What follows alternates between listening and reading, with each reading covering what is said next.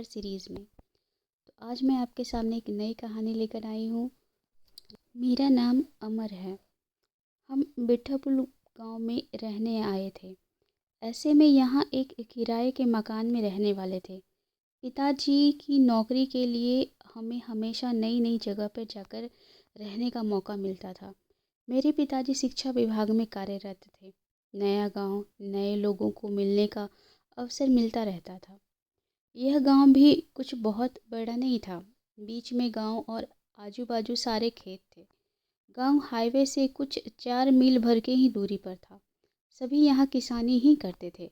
यहाँ एक स्कूल था जिसमें मैंने दाखिला लिया। यह स्कूल गांव से बाहर था, खेतों के बीच में ही था। हम जब इस गांव में रहने आए थे तब से भूतों के बारे में हमेशा ही सुना करते थे, पर कभी देखा नहीं था।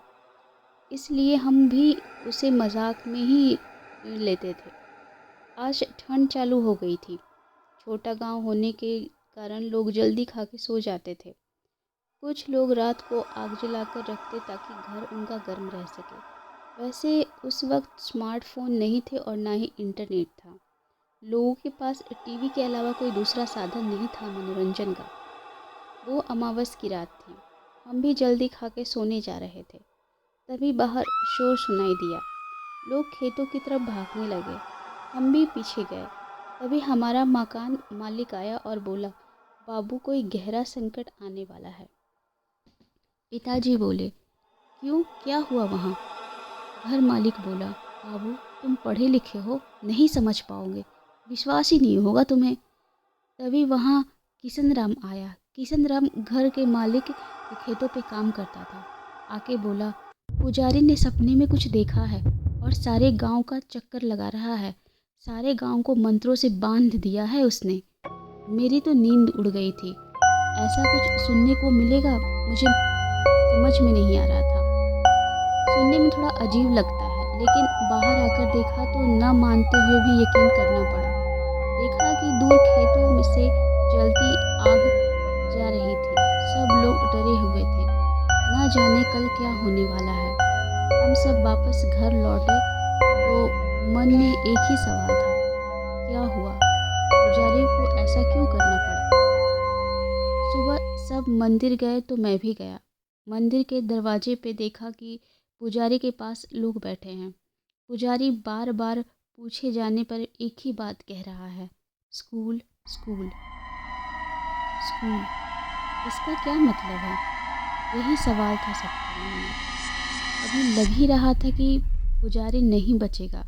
डॉक्टर को बुलाने कोई गया तब तक देर हो चुकी थी। पुजारी नहीं रहा। उसका कोई सगा तो था नहीं, इसलिए सबको उसको देखने आने वाला भी कोई नहीं था। तो ये सारा काम उसका गांव वालों ने उसका अंतिम संस्कार कर दिया।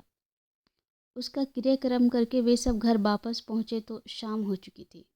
सबको एक ही सवाल खाया जा रहा था कि स्कूल का क्या मतलब है जो पुजारी बोल रहा था। ये जो पुजारी था बड़ा ज्ञानी था।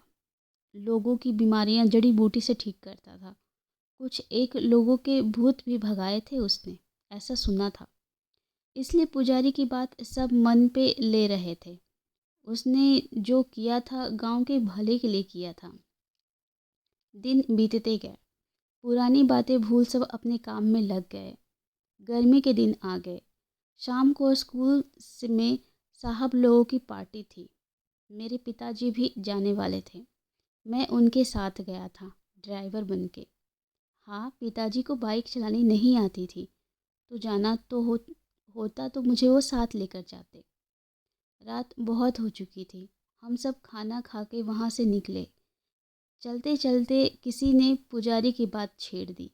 सब ने उसको हंसकर टालते हुए कहा और खाने की तारीफ करते हुए अपने घर की तरफ चल दिए। सुबह जल्दी उठना था स्कूल के लिए, सो मैं जल्दी सो गया। सुबह उठे तो हल्ला था चारों ओर। कल जिसने हम सब के लिए खाना बनाया था वो आदमी रात को अपने सामान के साथ स्कूल में सो गया था। वो मर गया।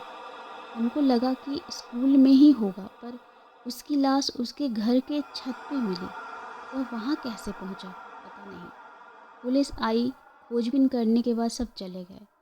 अधर स्कूल के मेन गेट के नीचे वाली सीढ़ियों पे खून से लकीर खींची हुई थी। इसने जानबूझ के किया होगा, ऐसा सब बोल रहे थे। पर वो खाना खाने वाला कैसे मरा, ये बात इतने साल बीत जाने के बाद भी आज तक राज ही है। इस बात को भी साल बीत गया। एक रोज़ हम सब शहर गए थे। मेरे छोटे भाई की तबीयत कुछ ठीक नहीं थी।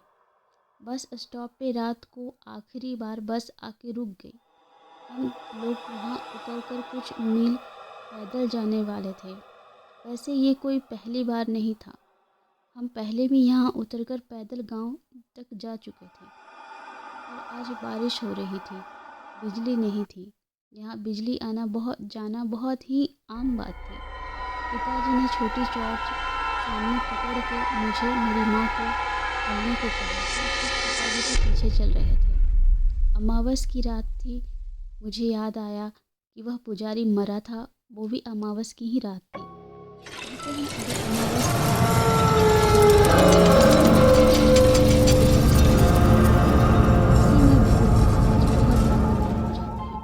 अपनी अधूरी इच्छा को पूर्ण करने वे निकल जाते हैं और उनके रास्ते में जो आड़े आता है उनको वो नुकसान पहुंचाते हैं। लेकिन ये सब बातें सुनी सुनाई है। मेरी दादी भी ऐसी कहानियाँ हम सबको सुनाया करती थी। तो अंधेरे में रास्ता निकलते हो हम आगे बढ़े जा रहे थे। रास्ता कीचड़ से भरा था। शायद रास्ते का काम चालू था। स्कूल आते ही पिताजी चौंक गए। माँ ने पूछा, क्या हुआ? पिताजी धीरे से बोले, वो देख, आवाज़ मत कर। देखा कि एक सफ़ेद कपड़े में लिपटी हुई किसी की रूह थी। वो ज़मीन के ऊपर जैसे वो तैर रहा था। पैर नहीं थे उसके। जैसे ही वो हमारे पास आया, हम सबको देखते ही मेरे होश उड़ गए। उसका चेहरा इतना भयानक था कि सांसें अटक गई मेरी। माँ पिताजी साथ में थे, इसलिए शायद मैं होश में था, वरना मैं मर ही गया था। लगा हम सब अब मरने वाले हैं। पिताजी माँ भगवान का नाम ले रहे थे। छोटा भाई रो रहा था और साथ में मैं भी। कुछ समझ में नहीं आ रहा था। हम आगे जाने की कोशिश कर रहे थे कि यहाँ से जैसे तैसे भागा जाए, पर जा नहीं पा रहे थे। हमको बांध दिया गया था वहाँ। हम सब चीख रहे थे, पर उस अंधेरे में हमारी कोई सुनने वाला नहीं था। आगे जैसे मौत दिख रही थी। थोड़ी देर में हमारी चीख भी निकलना बंद हो गई। अचानक सब शांत हो गया और बिजली आ गई। रास्ते की बत्तियां जल चुकी थी। हम सब की जान में जान आई। शायद भगवान ने हमारी सुन ली थी। वैसे वो आत्मा स्कूल की तरफ चली गई। हमने भगवान का शुक्र किया और वहाँ से गांव की तरफ चल दिए। गांव में पहुँचते ही सारी हकीकत घर मालिक को बताई। लोग भी जमा हुए थे। शायद हमारी मौत नहीं आई थी, इसलिए हम सब बच गए थे। भूतों के बारे में कोई बताए तो सब उस पे हंसते हैं। यही यकीन कोई नहीं करता। वैसे ही हाल आज हमारा था। हम सबको सब कुछ बता रहे थे, पर हर कोई हंस ही रहा था और कोई हम सबको डरपोक कह के मन ही मन मुस्कुरा रहे थे। लेकिन जो हमारे साथ हुआ, यह सिर्फ हम ही समझ रहे थे। अगले ही साल मेरे पिताजी का तबादला हुआ पास के ही शहर में। हम सब ने सामान बांधना चालू कर दिया। मेरे सारे पुराने दोस्त मुझसे अलविदा कहने आए थे। रोते हुए मैंने सबको अलविदा कहा और सामान से भरी गाड़ी वहाँ से निकाली। हम सब ने उस स्कूल को आखिरी बार गाड़ी में से देखा, उस जगह को जहाँ हमारे साथ वो घटना हुई थी। हम सब ने अपनी आंखों से मौत को करीब से देखा था और वो रात हम सब जब भी याद करते हैं तो हमारे रोंगटे खड़े हो जाते हैं। तो दोस्तों, हमारी आज की कहानी यहीं ख़त्म होती है। जल्दी मिलूँगी आपके साथ एक नई कहानी के साथ। Thank you for watching.